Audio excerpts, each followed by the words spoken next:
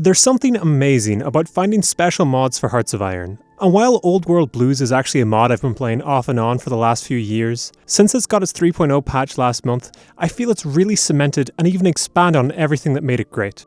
So after my break from Paradox games for the last 2 months, I decided this was the perfect place to come back into some strategy gameplay, as well as giving me a chance to talk about some Fallout lore. Now, Old World Blues is a mod for Hearts of Iron 4 set in the Fallout universe, and over the last few weeks I've spent dozens of hours immersed in the incredible work that the mod's devs spent years building up. Now, for the next 12 minutes, let me go through why I like this mod so much and why you should check it out. I'll try and highlight as many interesting things as I can, but since I don't want this video to be too long, I'll have to skim over some things. So the amount of lore in the extended Fallout timeline is way too much for me to cover in this video. But if you've not played any of the games, I'll just give you a brief overview of the setting, just so you can get an idea for the world of the mod. The Fallout universe is essentially the same as our own until sometime between 1945 and 1961. After that, instead of technology developing like it did in our universe with increasingly small and powerful microchips, the 1960s world of tomorrow American idea of the future came true. With robots cleaning houses, nuclear-powered cars, and tape reel-based supercomputers that could support complex AIs all being common, yet desktop computers by 2070 were still just basic command terminals with no UI or color support. This line of technological development eventually caused the resource wars, which started in 2050 when the superpowers went to war for access to uranium, petrol, and water. Over the next 25 years, various wars raged until in 2077 when the Great War wiped out most life on Earth in a nuclear conflict. Now, much like in our timeline where some Americans actually had fallout shelters prepared, in this timeline, the American government worked with a company called Vault-Tec to create giant bunkers that would protect anyone deemed worth saving, and would then open after various preset periods of time, ranging from a few days to hundreds of years after the bombs fell.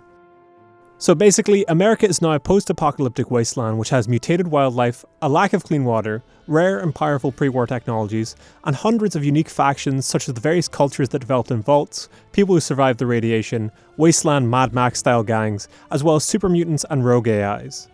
Now, I could never possibly condense all the Fallout games and their extended lore into an intro for my videos, but all you need to know is that there's rich lore here that's a really good starting point for the mod, and it's something that the devs make really good use of in tons of different ways that I'll try and highlight throughout this video.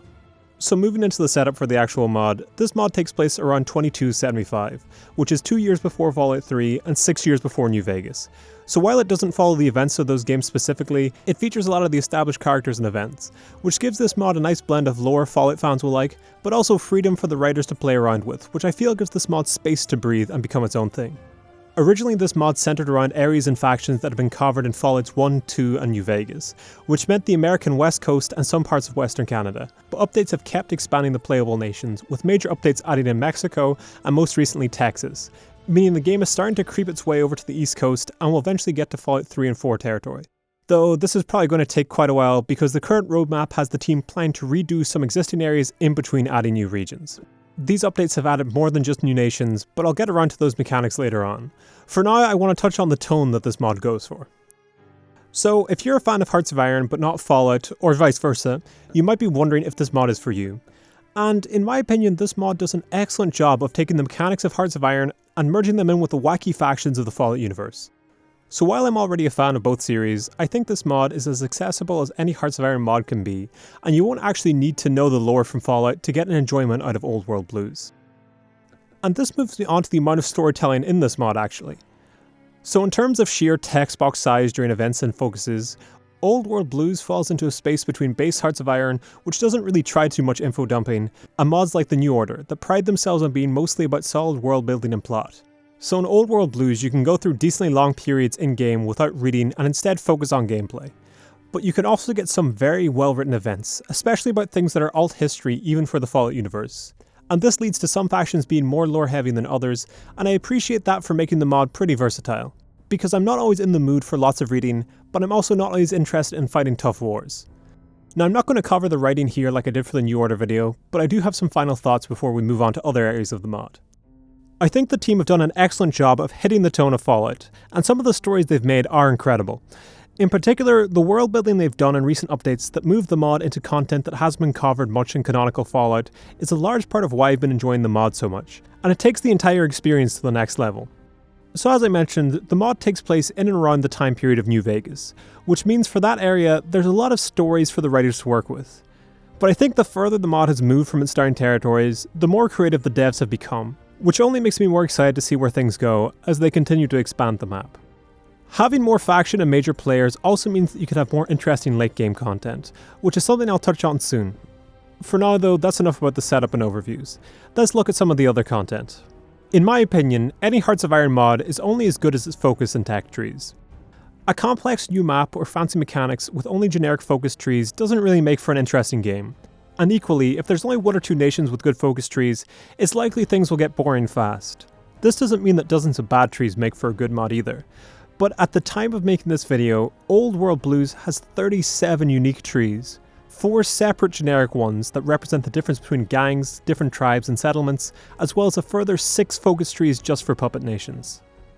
And while focus trees do have slightly varying levels of content in terms of actual number of focuses and how many branches they have, I did find that there was more than enough content to keep me entertained, and some of the nations that I wouldn't have thought had a lot of content because of their smaller trees had surprises in terms of events that really impressed me. I'll have some of the more impressive ones on screen right now, but even my time with a smaller tree like the Mojave chapter of the Brotherhood of Steel was incredibly enjoyable. My only complaint is that, at least for the nations I played as, I didn't feel there was a nice decisive end with their trees. Now, this is par for the course with pretty much all Hearts of Iron mods, but the New Order really trained me to think otherwise. Basically, I would like if there were 1 or 2 events to end off some of the trees in the mod, just so I can get a final reward for conquering the wasteland. The devs do mention on their Discord that they would be pretty interested in adding late game crisis type events like you see in Stellaris, so there is likelihood of seeing content in this area, and I'm very glad to see the devs are thinking in that direction. Moving on to tech trees though, the lore of Fallout has metal men with laser rifles going up against Roman legions, so before playing this mod, I was interested to see if they could represent this, since it wouldn't really make sense to let everyone access the same tech tree. Now I think the devs handled this very well here. Basically, everyone has a shared tech tree which gets separated down into basic, medium and advanced tiers. And depending on what type of faction you're playing as, or what you've unlocked through focuses, you can only go so far in each category. So while one faction might be advanced in weaponry, they might not be able to research any complex factory tech. And this allows the mod team to let you research tech like normal, but still reflect the huge divides in technology you see in the Fallout games. To top off the tech tree, some factions even get access to their own unique techs, or even have access to nothing except these unique techs. And playing through this focus tree, I really liked how deep they felt in comparison to what I'm used to seeing in Hearts of Iron and its mods. So I think the devs should be proud of themselves for the good work they did here, especially for how they managed to do the tech levels. And tying into these levels is the fact that the entire mod is able to take a franchise that features very few large-scale combat sections and make me believe that a few hundred Brotherhood paladins can do damage to the mighty NCR, but still struggle to hold on because they have no manpower to spare. It's a very similar feeling to the German versus Russian battles you get in base Hearts of Iron, but with an even bigger difference between tech and manpower levels. This all links up with what I mentioned earlier, but I feel that Fallout is such a suitable franchise for a Hearts of Iron mod that there was always going to be one made. But I've seen plenty of mods with great potential struggle to find contributors to develop on their great ideas, so I think it's amazing that this mod has been able to hang on and continue to deliver. Similar to how the writing impressed me, this mod has the entire OSTs for the Fallout games. Now this doesn't include the copyrighted songs you hear in the newer Fallouts, but there are submods to add that kind of stuff in. What stood out to me is that the mod makers have actually added some of their own songs to the mod, and I was impressed by how much these tracks fit in with the existing Fallout music. Speaking of this mod's growth and creativity, in the 3.0 update they introduced a new trade node system. And while I'd like to see this side of the mod become just a little bit deeper, it is already a really promising system and is a lot of why I decided to cover this mod now instead of a few months ago. Basically, certain provinces are counted as trade nodes, and this allows their owner to make caps each quarter. And by improving infrastructure and building factories in the surrounding provinces, you can level up the node to make more money. Now there are more ways than just this to make money, but nodes are a central source of caps. And once you've made your money, you're able to spend it on various decisions, such as getting extra manpower, increasing compliance in states you own, or encouraging businesses to set up in your nodes. So if you're able to encourage businesses to set up and stay inside your nodes, you're then able to buy supplies from them. And the final example of the cap system I'll mention now is about how when I was in the middle of an intense war as the Brotherhood of Steel, a group of raiders I boarded with took advantage of my weakness and started demanding a cap tribute every few weeks, or else they would invade. So if my economy wasn't strong enough, I would have to face an entire other war. The other major custom mechanic I want to touch on is how they implemented leader traits into the mod.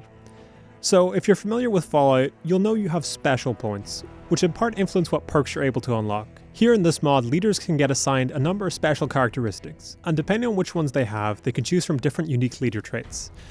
And these leader traits are all named after perks from the Fallout universe.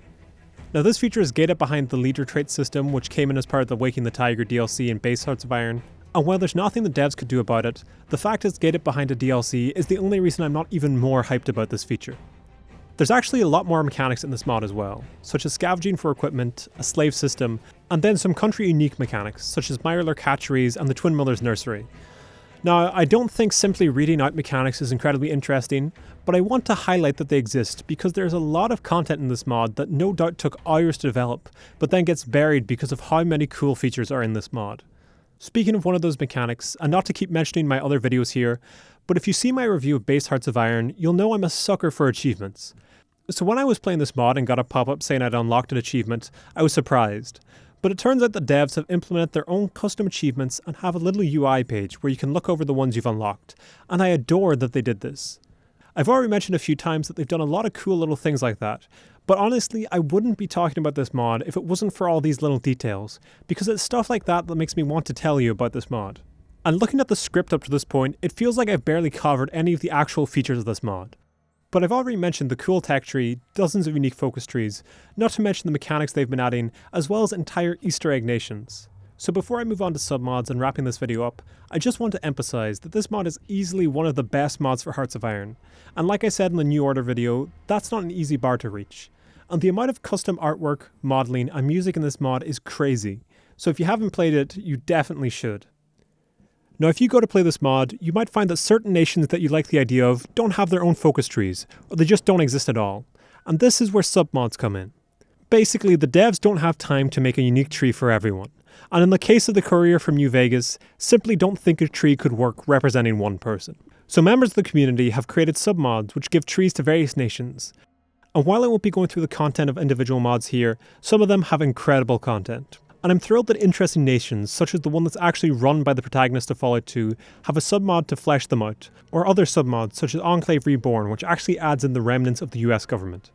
Basically, if these submods were their own independent mods, they'd be pretty good, because despite their quality, they only usually add one nation each.